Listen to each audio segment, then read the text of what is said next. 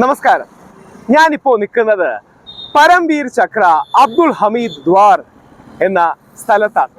ഇത് ഇന്ത്യ കണ്ട ഏറ്റവും വലിയ യുദ്ധനായകനായ പരംവീർ ചക്ര അബ്ദുൽ ഹമീദിനെ സ്മരിക്കുന്ന ഒരു ഗേറ്റാണ്. ഡൽഹി കണ്ടോൺമെന്റ് ഏരിയയിലാണ് ഇത് സ്ഥിതി ചെയ്യുന്നത്. ഇന്ത്യയുടെ മിലിറ്ററി ഹിസ്റ്ററിയിലെ ഏറ്റവും വലിയ സാഹസികമായ കൃത്യമാണ് അബ്ദുൽ ഹമീദ് ചെയ്യുന്നത്. അബ്ദുൽ ഹമീദ് 1965 8 പാകിസ്ഥാനി ടാങ്കുകളാണ് ഒറ്റയ്ക്ക് തകർക്കുന്നത്. അതിന്റെ പ്രാധാന്യം എന്ന് പറഞ്ഞാൽ ജെയിംസ് ബോണ്ട് സിനിമയിൽ ജെയിംസ് ബോണ്ട് പോലും 1, 2, 3 ടാങ്കുകളെ തകർക്കുന്നതായിട്ട് നമ്മൾ കാണാറുള്ളൂ. 8 പാകിസ്ഥാനി ടാങ്കുകൾ അബ്ദുൽ ഹമീദ് തകർക്കുകയും അത് ഇന്ത്യയുടെ വിജയത്തിന് ഏറ്റവും നിർണായകമാകുകയും ചെയ്യും. അബ്ദുൽ ഹമീദിന്റെ വൈഫായ റസൂലൻ ബീവി അവരുടെ കാലിൽ തൊട്ട് തൊഴുകയുണ്ടായി ജനറൽ ബിപിൻ റാവത്ത്, അതും മിലിറ്ററി യൂണിഫോമിൽ.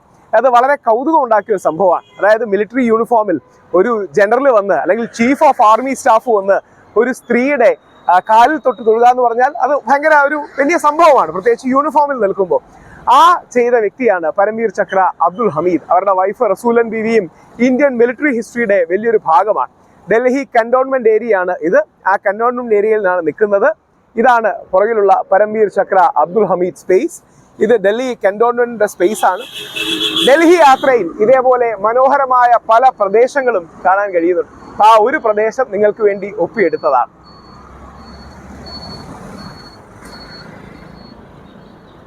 അബ്ദുൽ ഹമീദിനെ സ്മരിക്കാൻ ഒരു അവസരമാകട്ടെ. ജയ് ഹിന്ദ്.